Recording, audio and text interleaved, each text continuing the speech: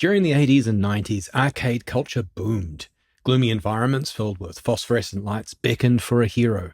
These game systems were limited in scope due to the hardware of the time, but still gave rise to classics like Pac-Man, Donkey Kong, and Street Fighter II.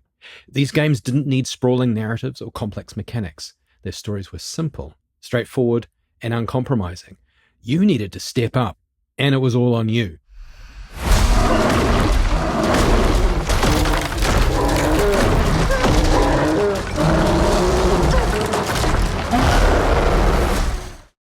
At the same time, home gaming had its own renaissance, led by systems like the NES, which introduced the world to the Legend of Zelda. Zelda was intimate and passionate, drawing players into a world where they wondered what life might be like if they were Link, tasked with a simple mission: save Zelda. These games were story-rich but pared down by today's standards. Where some might see simplicity, others saw purity, a distilled essence of heroism and adventure. This was the crucible of purity and heroism that shaped young Dan Trachtenberg. Immersed in these iconic games, he grew up to be the man who tells the stories we crave, stories with strong character dynamics, clear objectives, and a sense of purpose. Prey is arguably the best straightforward yet intense survival narrative since the original Predator. Predator fans haven't been well served by the franchise. While the initial movie scored well, the quality has trended downward over 5 sequels, culminating in the disaster that was The Predator. While I think Predators was underrated by audiences, The Predator is one of the few movies that triggered my gag reflex. I figured director Shane Black, who starred in the first one, would understand what made a decent Predator movie. I was wrong. Prey gives us quite a different movie, one that lifts review scores above what we'd expect for a film born into streaming, and it's easy to see why. Prey strips away the excess that's encrusted the franchise, delivering a direct adrenaline injection. We find ourselves in 1719 on the Great Plains of North America. Our hero is Naru, a young Comanche woman played by the astonishingly talented Amber Midthunder. She yearns to prove herself as a hunter of her tribe, but mostly to her long-suffering brother. She is just the kind of hero I love, someone who grins when they fight. Sure, the role of hunter is traditionally held by men, but Naru wants to know why that is, and why she can't. Her brother has no shortage of valuable feedback for her, and as we know, feedback is a gift. His lessons arguably set her on the path outside tradition, where she melds what makes Naru great with what makes Comanche hunters great. In this fusion, we begin to see what might defeat the Predator, but perhaps we're getting ahead of ourselves.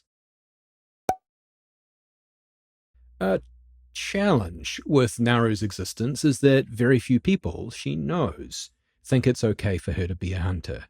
She faces ridicule and challenges at every turn. You could argue she isn't a very good hunter at the start of the movie, and you'd find little resistance to that.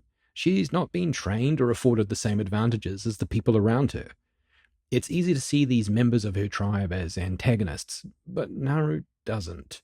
She sees them as family, people she should prove herself to, and when the chips are down, people she must save, even if they're dicks. Sometimes family can be dicks, but that doesn't mean we want a monstrous trophy hunter alien to skin them and boil down their remains for stock. While it would have been easy to bring some kind of cowboy nonsense to this movie, director Trachtenberg resists, instead opening our eyes to a different foil: French fur trappers who have also encountered the Predator. There's a subtle twist here, one that might be easy to miss. While Naru's tribe has a straightforward goal of not dying, something I can get behind, the French trappers are looking for trouble. We get some insight into their atrocious hunting behaviors and see in them something of the Predator, creatures that are hurtful and worse, wasteful. However, the big difference between them and the Predator is that they're also without honor. It's this honorless voyage that makes us get a little excited when they decide to take a swing at the king. We know beyond all doubt they're going to get fucked up. What we're not prepared for is how good it feels when that happens. As audience members, we should be on the side of humans everywhere, but it's clear through Trachtenberg's depictions that some humans are more equal than others. This lens allows us to examine humanity in general, and ourselves in particular. Are we leading the kind of life that would allow us an honorable death? Are we living honorably? Naru's not just trying to bulk up quick before she hunts. She's got brains. This is what allows her to meld herself with the teachings of her tribe, and it's this deeper connection to a thoughtful hero that allows us to connect with her more deeply as the story unfolds. An example of this is when she upgrades her axe, not content to toss it away, because as it turns out, that just gives the predator more weapons to use against you. She perfects the art of throwing her axe, but attaches a rope to it. This is less tag and release and more a reusable rocket booster to get to orbit. She builds new tools to combat a new threat. However, Naru is not just building a better axe, she's building a better Naru. Her hero's journey is one of survival, sure, but also of self-discovery. She adapts, using her knowledge of the land and the predator's weaknesses to outsmart the technologically superior alien. When you take a swing at the king, you better not miss, and Naru is not one who likes to miss. At the end, we see Naru using her weapons and traps to confront the predator in a showdown. It's not just that she grins when she fights. That's important, but that she becomes the warrior she always aspired to be, and the warrior her brother believed she could be as well. Naru doesn't really want to be a hero. She just wants to be seen and recognized for her contributions, not just those her tribe expects, but the ones hidden beneath what she appears to be.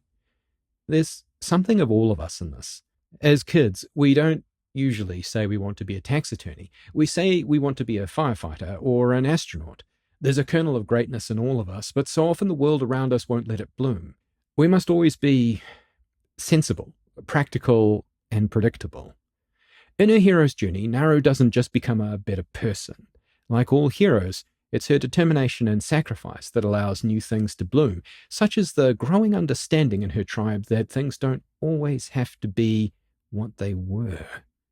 That people, the very heart of us, can be something better and stronger as long as we have something worth fighting for. Our friends, our family, our way of life, it's all the same, and Naru lets us be seen. There's another unspoken element to Prey and its view on heroism. Part of being heroic is doing what's needed, not what's glorious.